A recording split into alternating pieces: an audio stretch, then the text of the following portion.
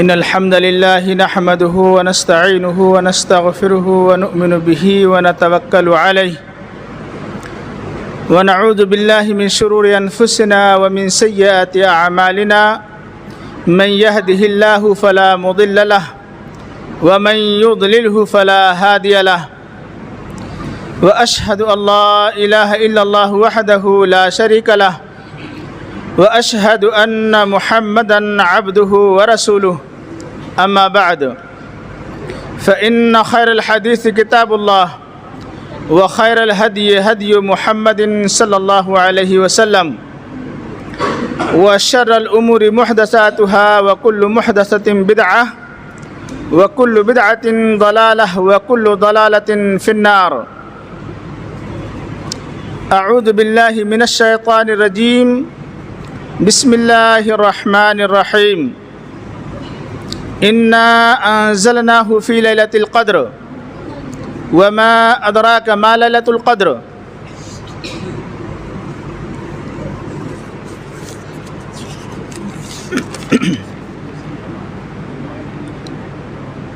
وعن أبي هريرة رضي الله تعالى عنه أن رسول الله صلى الله عليه وسلم قال: الصيام جنة فلا يرفث ولا يجهل وإن امرؤ قاتله أو شاتمه فليقل إني صائم مرتين والذي نفسي بيده لخلوف فم الصائم أطيب عند الله تعالى من ريح المسك يترك طعامه وشرابه وشهوته من أجلي الصيام لي وأنا أجزي به والحسنة بعشر أمثالها. رواہ البخاری. محترم سامعین کرام اور سامعات، میں آج آپ حضرات کا بہت زیادہ وقت نہیں لوں گا، نہ ہی کوئی لمبی چوڑی تمہید باندھوں گا. مختصر سے وقت میں دو باتوں کی وضاحت آپ کے سامنے کی جائے گی. نمبر ایک، عنوان سمجھ لیں، روزے کی فضیلت. نمبر دو، اسی رمضان المبارک میں مہینے میں لیلۃ القدر کی فضیلت. یہ دو چیزیں آپ الگ الگ جانیں گے. کوشش کروں گا اس بات کی کہ آپ حضرات کو روزے کی فضیلت کے تعلق سے کچھ انسنی باتیں سنا دوں. حالانکہ علماء آتے رہتے ہیں اور گاہے گاہے بہت چھوٹی چھوٹی کلپ میں بہت چھوٹی چھوٹی باتیں بیچارے آ کر کے بتا کر کے چلے جاتے ہیں، لیکن اس کی روزے کی جو اصل فضیلت ہے وہ شاید آپ کے سامنے نہیں آ پاتی ہے، اور میں نے بذات خود علماء کو وہ فضائل بیان کرتے ہوئے سنا نہیں ہے. اس لیے سوچ یہ رہا ہوں کہ آپ تک وہ باتیں بیان کروں. اور میں جو یہاں علماء طبقہ موجود ہے ان سے، اپنے دائیں بائیں بیٹھے ہوئے حضرات سے بھی، علماء سے گزارش کروں گا کہ آپ بطور خاص سماعت کریں، اور یوں سمجھ لیجئے کہ میں علماء کے حوالے سے ہی آپ کے سامنے یہ باتیں بیان کروں گا. تو پہلے ہم روزے کی ذرا فضیلت جان لیں، اس کے بعد میں لیلۃ القدر کی فضیلت جانیں گے، سمجھیں گے. میں نے آپ کے سامنے ایک روایت مکمل پڑھی ہے جو امام بخاری رحمۃ اللہ علیہ نے اپنی بخاری شریف میں کتاب الصوم میں ذکر کی ہے. حضرت ابو ہریرہ رضی اللہ تعالی عنہ اس کے راوی حدیث ہیں، بیان کرتے ہیں کہ رسول اللہ صلی اللہ علیہ وسلم نے فرمایا: الصیام جنۃ. آسان سا ترجمہ ہے، روزہ ڈھال ہے. دوسرا لفظ بدل کے کہہ لیں، روزہ بچاؤ ہے. یہ ہے اتنی فضیلت کا ایک ٹکڑا، ایک جملہ. وضاحت ابھی ہم فضیلت کی اور کریں گے، لیکن حدیث کو ذرا اور آگے سمجھ لیں. روزہ جب ڈھال ہے، بچاؤ ہے، تو کون سا روزہ ڈھال ہے، کون سا روزہ بچاؤ ہے، ذرا یہ سمجھ لیجئے۔ کیسا روزہ بندے نے رکھا ہو، روزے کو کس پوزیشن میں، کس کنڈیشن میں اس نے گزارا ہو۔ آپ نے فرمایا فلا یرفس ولا یجہل، روزے کا ڈھال ہونا کوئی معمولی چیز نہیں ہے، بہت بڑی چیز ہے۔ کتنی بڑی چیز ہے، کتنی اہمیت کی چیز ہے، یہ ابھی آپ کو بتایا جائے گا۔ تو اتنی بڑی اہمیت کی چیز میں بچاؤ جس کو آپ اپنے لیے بنانا چاہ رہے ہیں، اس کو آپ کو رکھنا کیسے ہے، یہ ایک ادب سکھایا اور فرمایا فلا یرفس ولا یجہل۔ دوران روزہ، حالت صوم، بندے کو، بندی کو چاہیے اللہ کی کہ یہ اس حالت میں اللہ کا وہ بندہ کوئی بھی لغو، غلط، بیہودہ کام نہ کرے، جماع وغیرہ کے امور سے بچا رہے، ولا یجہل، جہالت کا کوئی بھی کارنامہ انجام نہ دے۔ اور آپ اس سے اچھی طرح واقف ہو جائیں اور اپنے آپ سمجھ لیں میرے اتنے جملوں سے لغو، بیہودہ کام نہیں ہونا چاہیے، جہالت کا کوئی کام نہیں ہونا چاہیے۔ تھوڑی سی ہلکی سی اشارے کے طور پر میں آپ کو کہہ دوں، لغو اور بیہودہ کام، کیرم بورڈ کھیل رہے ہیں، وقت گزار رہے ہیں، کوئی بھی اور آپ نے لایانی کام کیا ہے، روزے کے عالم میں ہیں آپ، ایسی اپنا وقت گزاری کر رہے ہیں، بیٹھے ہیں، دوست بیٹھے ہیں، باتیں کر رہے ہیں ادھر ادھر کی، نہ مولوی صاحب ہم کسی کی غیبت نہیں کر رہے ہیں، نہیں ہم کسی کی برائی نہیں کر رہے ہیں، بس ایسی دوست لوگ بیٹھے ہوئے ہیں، آپس کی باتیں کر رہے ہیں۔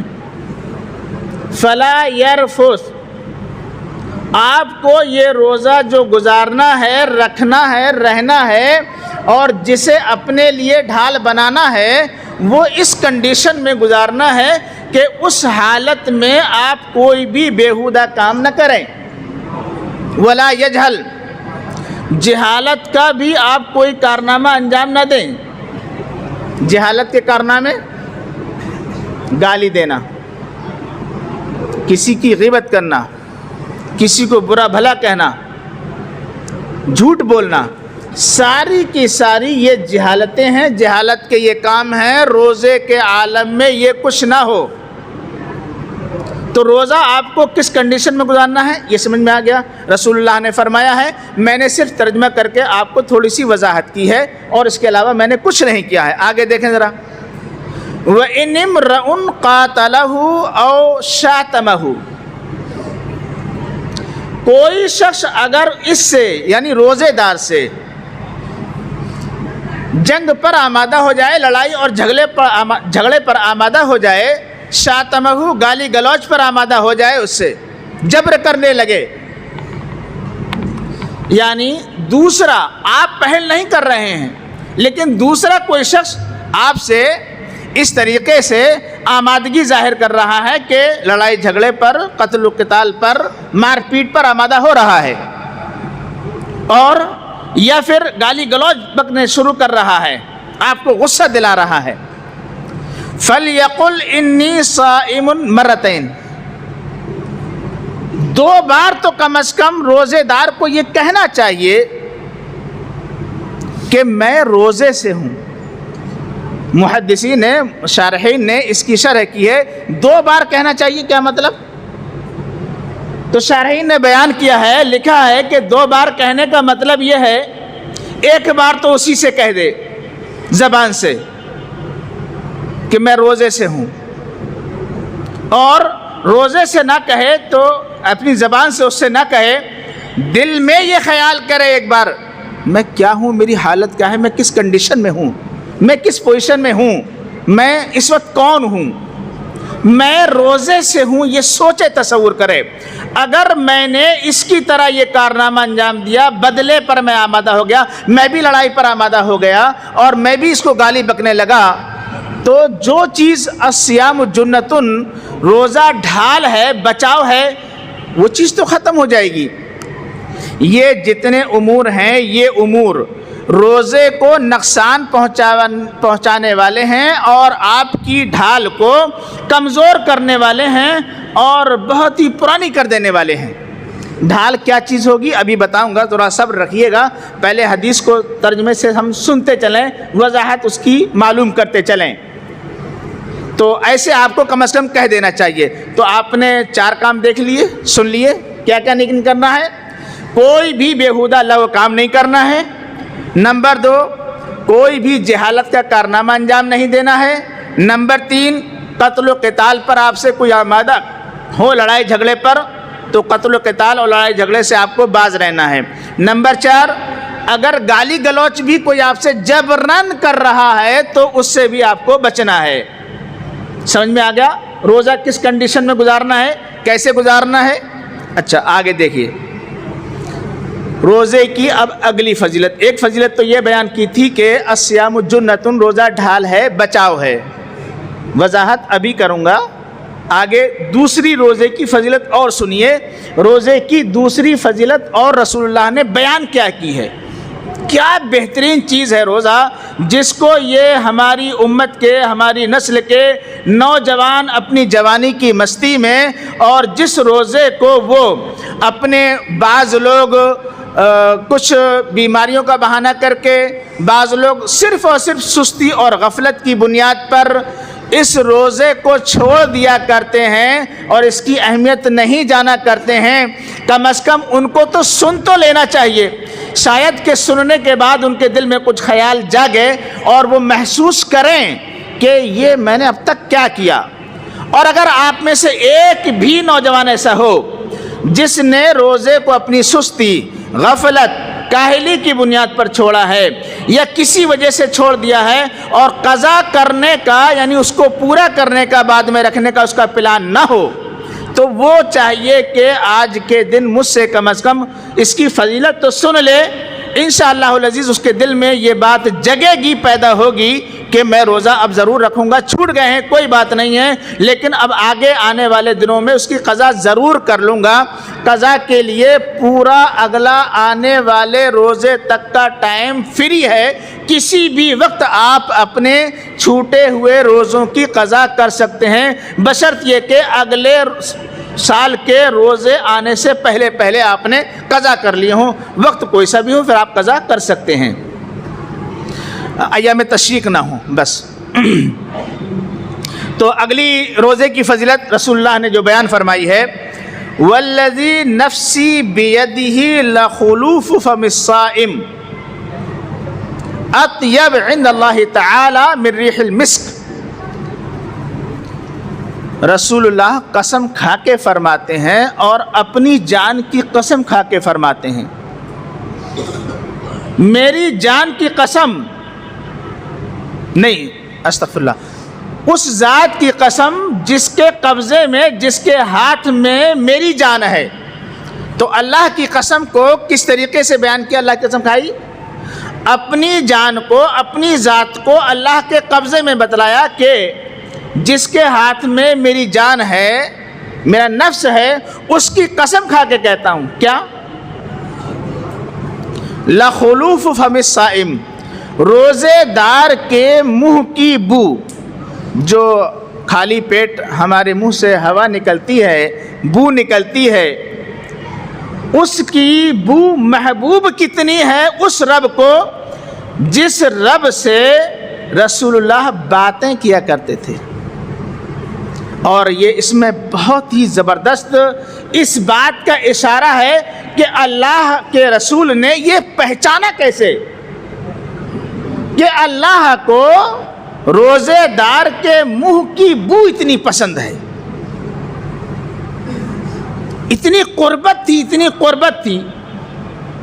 اللہ نے اپنے رسول کو یہ بیان فرمایا کہ روزے دار کے منہ کی بو مجھے کتنی زیادہ پسند ہے، اتنی زیادہ من ریح المسک، مشک عنبر جو تھوڑا سا اگر یہاں کھول دیا جائے پوری مسجد مہک اٹھے، ہلکا سا صرف اس کی شیشی کھول دی جائے اور سب لوگ دیکھنے لگے کہ یہ مشک عنبر ہے کدھر سے آ رہی ہے، اس کی خوشبو کس نے اس کو کھولا ہے، کس کے پاس سے۔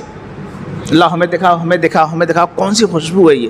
سارے لوگ اس خوشبو کے لیے بیتاب ہو جاتے ہیں اور دل و دماغ معطر ہو جاتا ہے. اتنی بہترین، اتنی پسندیدہ چیز ہوا کرتی ہے. آپ اندازہ کر رہے ہیں، کچھ سمجھ میں آ رہا ہے؟ سمجھ میں نہیں آیا جب تک اس کی وضاحت نہ کی جائے.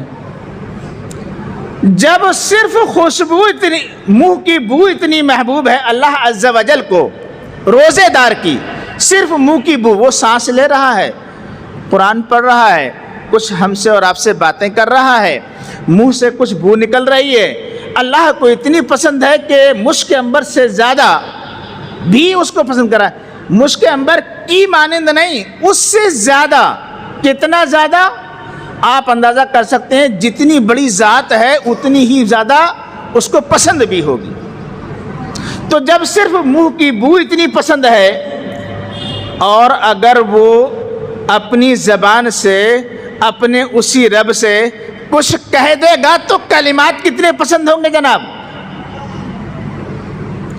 وہ شخص جس کے منہ کی بو اتنی پسند ہو، اتنی پسند ہو کہ مشک عنبر سے زیادہ، جو ہر شخص ناک میں لگا کے سونگھنا چاہے ہر وقت، اور اپنی ذات سے جدا نہ ہونے دے، ہٹنے نہ دے، اور چاہے یہ کہ یہ مشک عنبر مجھے مل جائے، مجھے مل جائے، میرے ہی پاس رہے. تو پھر اگر وہ ذات کلمات کچھ بولے اور اسی سے بولے جس کو اتنا پسند ہے منہ کی بو، تو پھر وہ کلمات کتنے پسند ہوں گے اس کو. آپ اندازہ کر سکتے ہیں. ابھی آپ نے دعا کا بیان سنا، اس دعا کے بیان میں آپ کو یہ سمجھنا چاہیے کہ پھر روزے کے حالت میں دعا زیادہ قبول ہوتی ہے اور بہت قبول ہوتی ہے، یقینی حتمی طور پر 100% قبول ہوتی ہے. یہ آپ کو سمجھنا چاہیے، کیونکہ جب منہ کی بو ہی اتنی پسند ہے تو روزے کی فضیلت آپ کو سمجھ میں آئی. دیگر اور تمام آپ کیجئے کام، صدقہ کیجئے، بھائی زکوٰۃ دیجئے، آپ پڑوسیوں کے ساتھ ہمدردی کیجئے، غریبوں، یتیموں، مسکینوں کے ساتھ اچھا سلوک کیجئے، حج کیجئے، اور بھی کچھ آپ اچھے اعمال کیجئے، نیکیاں کیجئے، ذکر و اذکار کیجئے. آپ روزے سے نہ ہوں، یہ یاد رکھیے، آپ روزے سے نہ ہوں تو اس وقت آپ کی دعاؤں کی قبولیت کے چانسز تو ہیں، لیکن اتنے زیادہ نہیں جتنا کہ اس وقت یعنی روزے کے عالم میں بندہ ہو تو اس کے منہ سے کچھ بھاپ بھی نکلے تو اتنی پسند ہو جو مشک عنبر سے زیادہ ہو. اب جب وہ کلمات بولے گا، کچھ کہے گا، اپنے رب سے گزارش کرے گا اور کچھ اپنے لیے مانگے گا، تو وہ کلمات کتنے پسند ہوں گے آپ اندازہ کر سکتے ہیں اس بات کا. تو یہ روزے کی فضیلت ہے جناب، کہ اب آپ کو یہ سمجھ لینا چاہیے کہ میں نے اب تک 20-25 روزے کیا کیا کہہ کر کے گزارے ہیں. لغویات بکتا رہا، گانے گاتا رہا، کچھ یوں ہی ایسی باتیں گنگناتا رہا، قرآن نہ پڑھا، قرآن نہ سنا، یا اللہ رب العالمین سے دعائیں نہ کی، ایسی وقت گزاری کرتا رہا. شب قدر بھی آئی تو ادھر سے ادھر، ادھر سے ادھر، اور اپنے تمام باتوں میں مشغول رہا اور میں نے اپنے رب سے کچھ نہ کہا. افسوس کرنا چاہیے آپ کو روزے کی یہ فضیلت سن کر کے کہ آپ نے یہ 20-25 روزے کس حالت میں گزارے ہیں اور آپ کو کرنا کیا چاہیے تھا، رسول اللہ نے فرمایا کیا ہے. یہ اتنی کنڈیشنز آپ کو بتائیں. تو والذی نفسی بیدہ لخلوف فم الصائم اطیب عند اللہ تعالی من ریح المسک.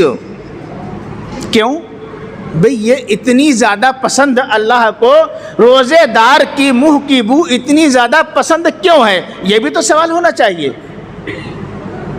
حدیث پاک میں بیان فرمایا کیوں، اس لیے کہ یترک طعامہ وشرابہ، وہ اپنے کھانے کو چھوڑ دیتا ہے، پینے کو چھوڑ دیتا ہے، گویا کہ میرے جیسے عمل کرتا ہے، میں کھاتا نہیں، میں پیتا نہیں. روزے دار اپنی کنڈیشن میری طرح بنا لیتا ہے،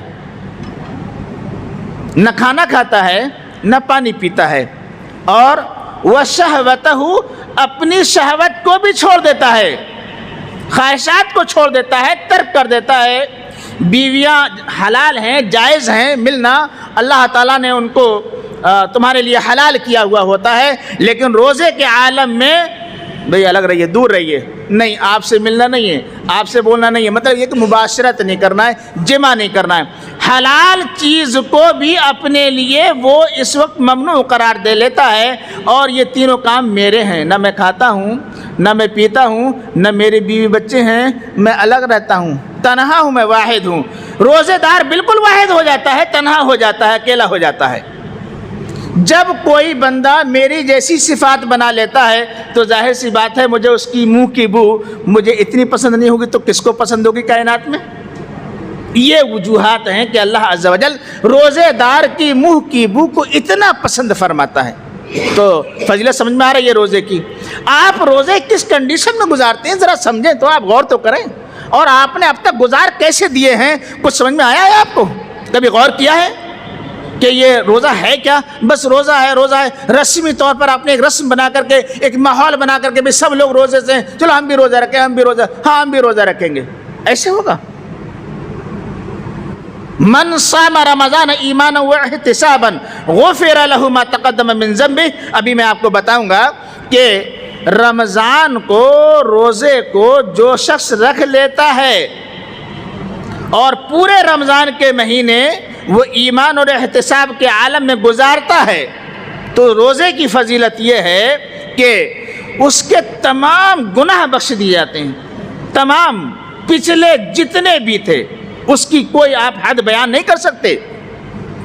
آپ کو کچھ سمجھ میں آ رہا ہے؟ لیکن بشرط یہ کہ آپ نے روزے کو اس کنڈیشن میں، اس حالت میں گزارا ہو، ایسے رکھا ہو، صرف رسمی نہیں، آپ کا ایمان ہونا چاہیے کہ واقعی میں روزہ رکھ رہا ہوں، یہ میرے رب کا میرے اوپر فریضہ ہے، فرض کیا ہوا ہے، عائد کیا ہوا ہے، لازم کیا ہوا ہے، اس نے میرے اوپر واجب قرار دیا ہے کہ میں روزہ رکھوں، میرے اوپر فرض ہے، یہ میرا ایمان ہے کہ میرے رب نے یہ مجھے حکم دیا ہے کہ میں روزہ رکھوں، اور واقعی میرے رب کا یہ حکم ہے، تو میں اپنے اس ایمان کے ساتھ کہ میں اپنے رب کے اس حکم کو بجا لا رہا ہوں، یہ میرے رب نے میرے اوپر فرض کیا ہے، میرا ایمان ہے، میں اس کو بجا لاؤں گا، یہ ہو آپ کا حال احتساباً۔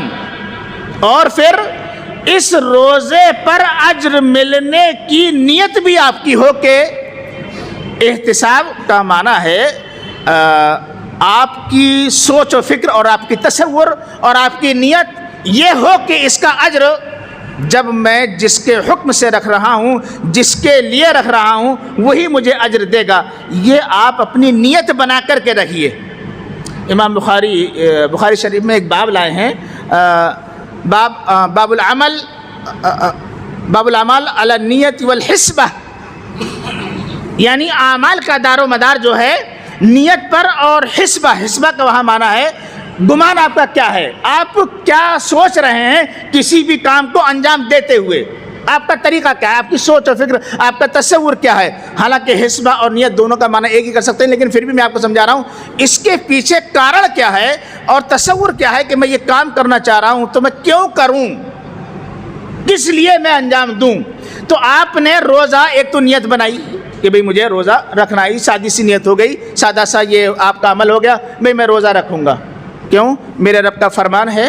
اور پھر یہ تصور کے حسبہ، آپ کا احتساب، ایماناً و احتساباً، آپ کا احتساب کیا ہے، آپ کی سوچ و فکر کیا ہے، آپ روزہ رکھ کیوں رہے ہیں؟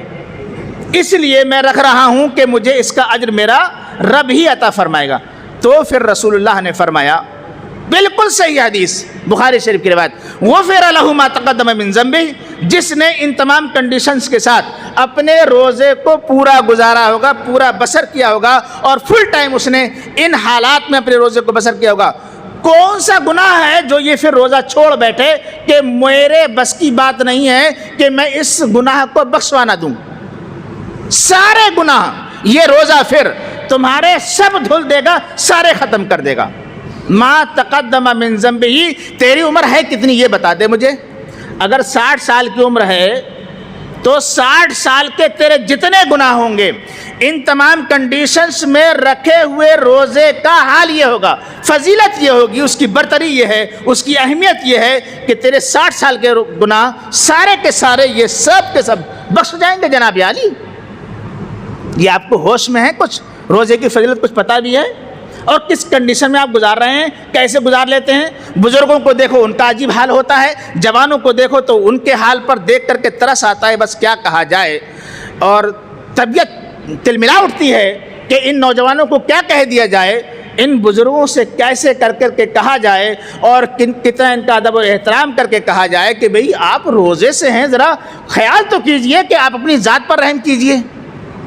یوں ہی بھوکا پیاسا رہ لینا تو سب کو آتا ہے, لیکن روزے کی حالت میں روزے کی تمام کنڈیشنز کو اپنے لیے لاگو کرنا کچھ ہی جگر گردوں کا کام ہوا کرتا ہے. اور پھر اتنی فضیلت والا کام جو آپ چھوڑ بیٹھیں اور آپ اس کو انجام نہ دیں اور پھر افسوس کریں, تو پھر افسوس کرنے سے کیا فائدہ. کم از کم آپ کو پھر یہ تمنا ہونا چاہیے. یہ وہ صحابہ کرام تھے جنہوں نے اس حدیث کو سنا رسول اللہ صلی اللہ علیہ وسلم سے. صحابہ کرام کہتے ہیں اللہ کی قسم ہم چاہتے یہ ہیں پوری زندگی مسلسل پورے سال اللہ تعالیٰ یہ حکم فرماتا بھئی روزے 30 دن کے نہیں, 1 مہینے کے نہیں, ارے پورے سال رکھو. چلو ہماری چاہت تو یہ ہو رہی ہے کہ اتنا بڑا اہم کام, اتنا بڑا اہم حکم جو اللہ عز و جل نے دیا ہے, تو یہ 30 دن 1 مہینے کے لیے کیوں دیا, پورے سال نہ رکھ دیتا اللہ تعالیٰ تو مزہ آتا. اسی لیے عبداللہ بن عمر رضی اللہ تعالی عنہ مسلسل روزے پہ روزہ رکھتے چلے آتے تھے, 1 دن نہیں چھوڑتے تھے, پوری سال روزہ رکھتے تھے.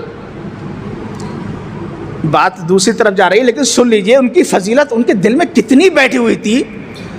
بیوی نے شکایت بھیجی کہ ویسے تو کچھ مجھے شکایت نہیں ہے اپنے شوہر سے, نامدار سے, جناب عالی سے, ایک شکایت ہے کہ یہ روزہ بہت رکھتے ہیں. رسول اللہ صلی اللہ علیہ وسلم تک یہ شکایت پہنچی تو سمجھ گئے کہ او ہو, یہ دن بھر تو روزہ رکھتا ہے عبداللہ عمر رضی اللہ تعالیٰ عنہ کے بیٹے, اور رات بھر یہ قیام کرتا ہے. بیوی نے شکایت کیوں کی ہے کہ یہ روزے بہت رکھتے ہیں, وجہ کیا ہے؟ وجہ اس کی یہ ہے کہ بھئی ظاہر سی بات ہے بیوی سے ملنے کا ٹائم نہیں ملتا ہوگا. بھئی رات بھر تم قیام کرو گے, عبادت کرو گے, دن میں روزہ رکھو گے, بیوی کا حق ادا نہیں ہوگا, اس لیے شکایت کی.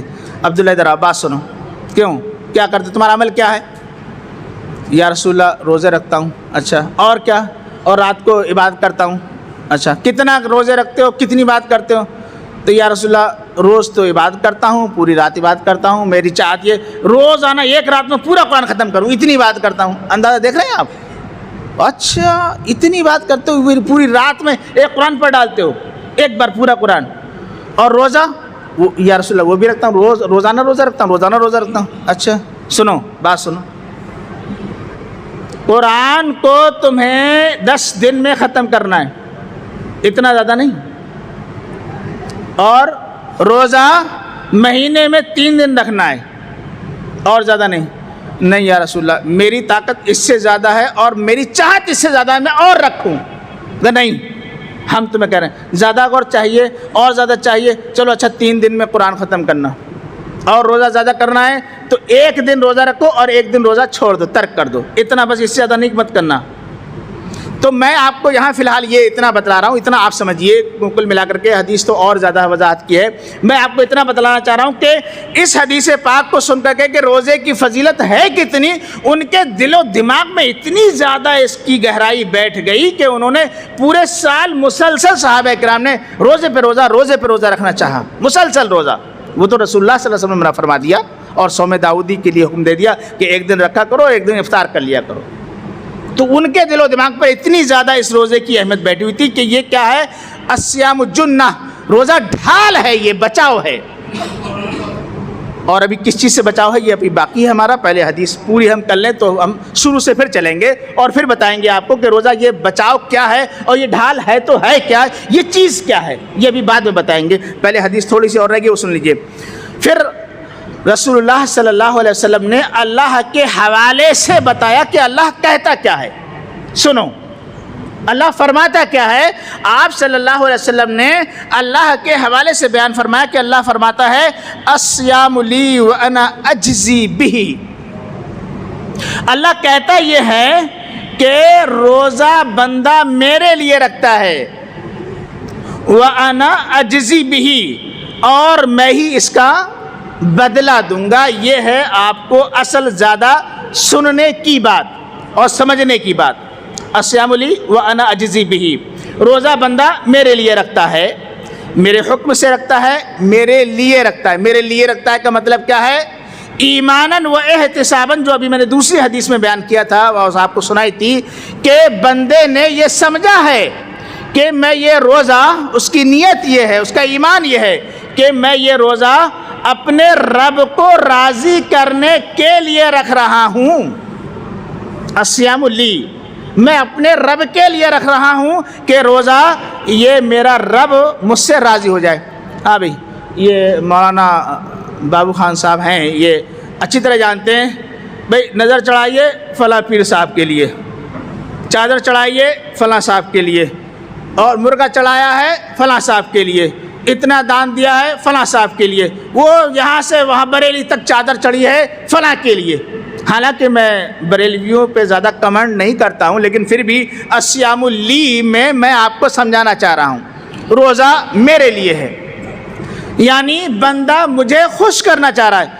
جتنے بریلوی ہیں، سارے کے سارے بریلوی اپنی اپنی الگ الگ مزارات پر جا کر کے، چھوٹے میاں کی ہو، بڑے میاں کی ہو، اعلیٰ حضرت کی ہو کہ بالا حضرت کی ہو یا ادنا حضرت کی ہو، کسی صاحب کی ہو کسی حضرت کی ہو، جتنے حضرت اور حضرات ہیں، ان حضرات کی مزارات پر جتنی بھی نذر اور نیازیں اور چڑھاوے اور طرح طریقے کی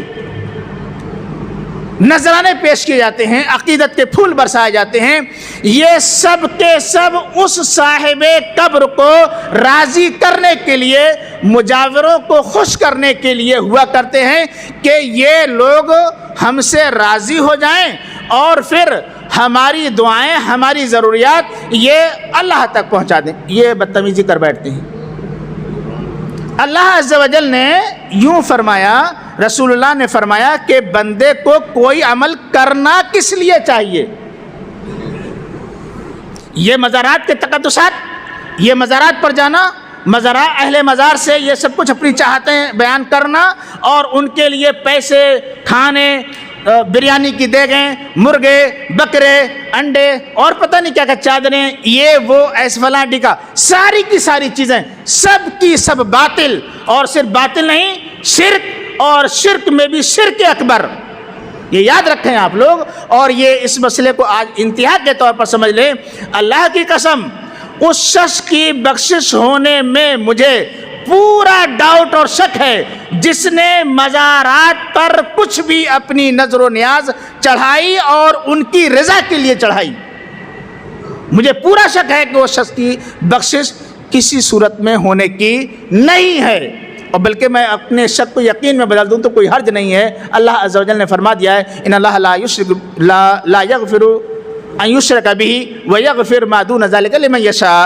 بہرحال وہ بات دوسری ہے، میں یہاں یہ کہہ رہا ہوں الصیام لی، میرا مضمون سمجھتے رہیے گا، میں روزے کی وضاحت کر رہا ہوں. الصیام لی، رسول اللہ نے فرمایا ہے کہ اللہ تعالیٰ کہتا یہ ہے، اس بندے نے ایماناً و احتساباً روزہ رکھا ہے. الصیام لی، میرے لیے، مجھے راضی کرنے کے لیے، مجھے خوش کرنے کے لیے.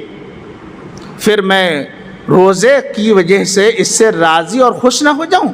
جو کام اس نے میرے لیے کیا ہو، اور پھر روزہ جس کی اس حالت میں کہ اس کے منہ کی بو مجھے مشک عنبر سے زیادہ محبوب ہوتی ہے، تو کیا پھر میں اس سے راضی نہ ہو جاؤں؟ الصیام لی، میں تو اتنا راضی ہوں گا، اتنا خوش ہوں گا، اتنا خوش ہوں گا کہ وَأَنَا أَجْزِي بِهِ، بدلہ میں دوں گا، کوئی بھی دوسرا بدلہ دینے والا نہیں ہے. نمبر 1. نمبر 2، بدلے کو میں ظاہر بھی نہیں کر رہا ہوں کہ بدلہ دوں گا کیا. اب سمجھیے، پہلے جملے پر آ جائیے آپ کہ میں نے جو کہا تھا، وعدہ میں بار بار کر رہا تھا آپ سے کہ الصیام جنتن، روزہ ڈھال ہے، بچاؤ ہے. تو یہ کیا بچاؤ ہے اور کیسے یہ بچاؤ ہے؟ اب یہ سمجھیے آپ. بھئی روزہ ہم نے رکھا، یہ سب سے بڑی فضیلت ہے کہ روزہ بچاؤ ہے، روزہ ڈھال ہے. یہ کیا ہے بچاؤ اور کیا ہے ڈھال؟ قیامت کی ہولناکیاں، دنیا کی تمام پریشانیاں جتنی بھی ہو سکتی ہیں، بیماری سے متعلق ہوں، زمینی آفات ہوں، آسمانی آفات ہوں، معاشرتی آفات ہوں، یا کسی بھی قسم کی گورنمنٹ کی آفتیں اور مصیبتیں ہوں، کچھ بھی ہو جی، دنیا کی تمام آفتیں، مصیبتیں، پریشانیاں، بلائیں سب کی سب آپ چاہتے ہیں، یقیناً چاہتے ہیں کہ میں اس سے بچ جاؤں۔ غربت کی پریشانی الگ، اولاد نہ ملنے کی پریشانی الگ، اولاد ملنے کے بعد بدتمیز سلوک اس کا جب والدین دیکھتے ہیں وہ پریشانی الگ، اولاد کے تعلق سے ٹینشن ہے کہ شادی بیاہ نہیں ہو رہا یہ پریشانی الگ، اپنے کاروبار نہ چلنے کی پریشانی الگ، بچوں کی کامیاب زندگی سے لے کر کے ٹینشن میں چلے جانے میں اس کی پریشانی الگ، مختلف قسم کی دنیاوی پریشانیاں، اور ان سب کا تو حال جناب کچھ بھی نہیں۔ اس سے زیادہ بڑھ کر کے اخروی پریشانیاں موت کے بعد قبر کی پہلی منزل سے لے کر کے، میرا کچھ تھوڑا سا وقت بڑھا دیجیے، میں لوگوں کو وضاحت کر دوں، اور میں آپ کو کم از کم اتنا ہی بتا دوں، اگر لیلۃ القدر تک میں نہ پہنچ سکوں تو کم از کم آپ کو روزہ بتا دوں لیلۃ القدر 10 تک کر دیا۔ اچھا جی شکریہ، تو کم از کم میں آپ کو روزہ ہی بتا دوں، لیلۃ القدر بعد میں کبھی سن لینا، کبھی بلا لینا، تو میں لیلۃ القدر آپ کو بعد میں بتا دوں گا۔ تو جتنی بھی ٹینشنیں ہیں مرنے کے بعد، قبر کی پہلی منزل سے لے کر کے جناب عالی میدان محشر میں رب کے حضور کھڑے ہونے تک کی جتنی پریشانیاں ہیں، ساری کی ساری پریشانیوں سے الصیام جنتن، روزہ ڈھال ہے، بچاؤ ہے، سب کا سب سے بڑی پریشانی کب آئے گی اور سب سے بڑی مصیبت انسان کو کب جھیلنا ہوگی، یہ ذرا تھوڑا سا سن لیں اور روزے کی فضیلت میں سنیں تو سمجھ میں زیادہ آئے گا۔ سب سے بڑی پریشانی آپ کو اس وقت آئے گی کہ آپ کا حساب و کتاب اللہ کے سامنے ہو رہا ہوگا، آپ دے رہے ہوں، ادھر سے ایک آدمی آئے گا، اے اللہ جنت میں یہ کیسے جا سکتا ہے، اس کا میرا اس کے ساتھ یہ معاملہ تھا، اس نے مجھے ایسے سے پریشان کیا تھا، یہ میرا اس نے حق مارا تھا، اس نے مجھے گالی دی تھی، اس کے اوپر میرا یہ فلاں حق ہے، ایسا حق ہے، یہ ہے وہ، سارے کے سارے لوگ آپ کے اوپر دعوے دار آئیں گے، گویا کہ آپ کے اوپر تیروں کا بوچھار ہو رہا ہوگا، تیروں کی بوچھار ہو رہی ہوگی، ہر طرف سے لوگ آپ کی ٹانگ کھچائی کر رہے ہوں گے۔ بسا اوقات آپ کو لگ تو رہا ہوگا کہ ہاں میری نیکیاں ہیں اور اللہ تعالیٰ بخش دے گا، میں جنت میں چلا جاؤں گا، لیکن جب وہاں میزان پر کھڑے ہو کر کے اور جب حساب و کتاب ہو رہا ہوگا اور دعوے داران لوگ آئیں گے، کبھی پڑوسی آئے گا، کبھی رشتہ دار آئے گا، کبھی کوئی اور یتیم آئے گا، کبھی کوئی بیوہ آئے گا، کبھی آپ کا کوئی پارٹنر آئے گا، کبھی آپ کی بیوی آئے گی، کبھی آپ کی جناب اولاد آئے گی جو آپ حق تلفی کر رہے ہیں، پتہ نہیں کون آپ کے ساتھ آپ کے ارد گرد آ کر کے اپنے حقوق کا مطالبہ اللہ رب العالمین سے کہیں گے کہ الہی آج لمن الملک اليوم، تو نے خود کہا ہے للہ الواحد القہار، صرف اکیلا تنہا مالک میں ہوں، میرے علاوہ کوئی اور نہیں ہے، اور آج یہ بدلے کا دن ہے، انصاف کا دن ہے، پورا بدلہ چکایا جانا ہے، تو کم از کم زندگی میں دنیا میں بدلہ نہ ملا تھا تو آج تو ہے موقع، چانس، آج معاف کرنے کا بھی دن نہیں ہے کہ معاف کرنے سے کام چل جائے، آج تو بدلے کا دن ہے، بدلہ مل جائے تو کم از کم نیکیاں مل جائیں گی۔ اور یہ حدیث علماء سے آپ نے اچھی طرح سن رکھی ہے کہ اللہ عز و جل پھر بندے کی نیکیوں میں سے ان لوگوں کو جو لوگ حقوق کا مطالبہ کر رہے ہوں گے ان کو اس کی نیکیوں میں سے دلوائے گا، لے بھائی اتنی نیکی لے اور اپنے حق کو بدلہ پورا کر، لے بھائی اتنی نیکی لے اور اپنا حق پورا کر، چل تیرا مسئلہ ہوا، تیرا ہوا، سب کا اپنا ہوا، ساری کی ساری نیکیاں دلوائی جائیں گی، یہاں تک کہ کچھ بھی اس کے حق میں پلے میں باقی نہ بچے گا، نیکیاں دینے کے لائق نہ رہیں گی۔ پریشانی سمجھ رہے ہیں اس دن پریشانی کتنی بڑی ہوگی، مصیبت ذرا سمجھیے کہ جس دن جہنم منہ کھولے کھڑی ہوگی اور سمجھ میں آ رہا ہوگا کہ بس میں اس کا شکار ہونے سے بچ جاؤں، کسی طریقے سے بچ جاؤں، جس دن ماں بیٹے کو، بیٹا ماں کو، باپ بیٹے کو، بیٹا باپ کو، کوئی بیوی شوہر کو، شوہر بیوی کو کوئی نہیں پہچانے گا، اس دن پریشانی ذرا سوچئے، آپ کی تمام نیکیاں دے دی جائیں حقوق کا مطالبہ کرنے والوں کو، اب کچھ نہ بچے سوائے برائیوں کے، اوپر سے مصیبت یہ آ جائے کہ ابھی حقوق کا مطالبہ کرنے والے لوگ اور باقی ہوں، اور پھر اللہ رب العالمین انصاف کرے یہ کہ اس کے پاس نیکی نہیں ہے تو تم اپنی برائی اس کو دو، لے اپنی برائی تو تھی جھیل نہیں پا رہے تھے، اب دوسرے کی اور جھیلو، مصیبت سمجھ میں آ رہی ہے، قیامت کے دن کی مصیبت کو سمجھ میں آئی، پریشانی سمجھ میں آئی، اتنی زیادہ پریشانی کے عالم میں الصیام جنۃ، تمام نیکیاں ختم ہو جائیں گی، الا الصوم، یہ وہ روزہ، صرف روزہ باقی رہے گا کہ کہ یہ نہیں، اس سے پورتی نہیں ہو سکتی۔ اس کے ذریعے سے کوئی سوچے کہ میرے حق کے بدلے میں اللہ تعالیٰ اس کا ایک روزہ مجھے دے دے اور میرا کام بن جائے، ہاں ایسا کیسے ہو سکتا ہے؟ یہ نہیں ہو سکتا کہ ایک روزہ کوئی شخص انسان کا لے اور مزہ کرے اور روزے کا بدلہ وہ پائے اور رکھا ہم نے ہو، ایسا ہو جائے گا؟ الصیام جنتن، روزہ ڈھال ہے، بچاؤ ہے۔ جتنے حقوق والے آئیں گے مطالبہ کریں گے، سب کرو مطالبہ، اللہ عز و جل سب کے تمام کے تمام حقوق اور مطالبات کو رکھے گا اور روزے کو رکھے گا، سب کا بدلہ اللہ عز و جل وَأَنَا أَجْزِي بِهِ، اس سے میرے بندے سے کچھ نہ کہو، الصوم لی، اس نے روزہ میرے لیے رکھا تھا، بدلہ میں دوں گا، تم الگ رہو، ہٹو، اس میرے بندے سے کچھ نہ کہو۔ الصیام جنتن، سارے وار یہ بچا لے گا، آپ کو محفوظ کر لے گا، یہ وہ ہے ڈھال جو روزہ آپ رکھتے نہیں، جس کو آپ لاؤبالی پن میں، جسے آپ بہت ہی ہلکے میں لے کر کے، جسے آپ اپنی سستی میں، کاہلی میں، جسے آپ اپنی نادانی میں اور پتہ نہیں کن کن حالات میں آپ گزار دیتے ہیں، اور آپ کو بار بار علماء تاکید کرتے ہیں کہ بھئی آپ روزہ رکھیے، روزے کا یہ فائدہ ہے، یہ فائدہ ہے، بہت ساری فضائل بیان بھی کیے جاتے ہیں، لیکن آپ اس کو سنا انسنا کر دیتے ہیں۔